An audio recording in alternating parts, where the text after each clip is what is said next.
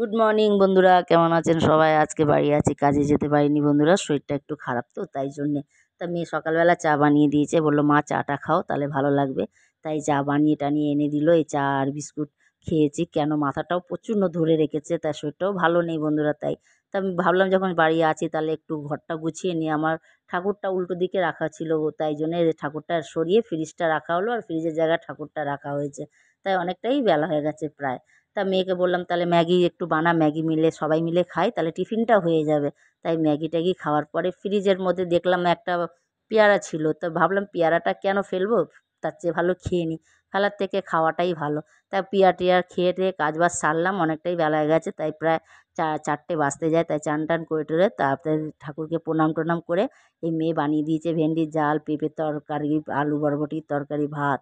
তাই এটা খেলাম, খেয়ে দিয়ে প্রায় খেতে খেতে আপনাদের তো বললামই 4টেই বেজে গেছে, প্রায় অনেকটাই লেট হয়ে গেছিলো। তাই খাওয়ার পরে মেয়ে বললো তাহলে মা এবার ওষুধটাও খেয়ে নাও। তাই ওষুধ দিয়ে দিয়েছে, এই যে ওষুধ খাচ্ছি। খাওয়ার পরে ভাবলাম তাহলে একটু শুতেই হবে যেহেতু, কেন অনেকটাই বেলা হয়ে গেছে, শরীরটাও ভালো নেই, তাই একটু শুয়ে পড়লাম। শুয়ে তারপরে মেয়ে সন্ধেবেলায় চা দিল আমাকে, যে মা চলো চাটা খেয়ে নাও তাহলে, তাকেও ভালো লাগবে। তাই চাটা খাওয়ার পরে ভাবলাম তাহলে যখন বাড়ি আছি তাহলে একটু সন্ধেটাও দিয়ে দিই। তাই সন্ধে আরতি বাবাকে একটু করলাম। করার পরে ভালোই লাগলো, অনেক দিন পরেই পুজো দিয়েছি, তারপরে ভাবলাম একটু ধুনোটাও দিয়ে দিই। বাড়িতে ধুনো না দিলে হয় বন্ধুরা, আপনারা কমেন্টে জানাবেন কাদের বাড়িতে ভালো লাগে ধুনো দিতে।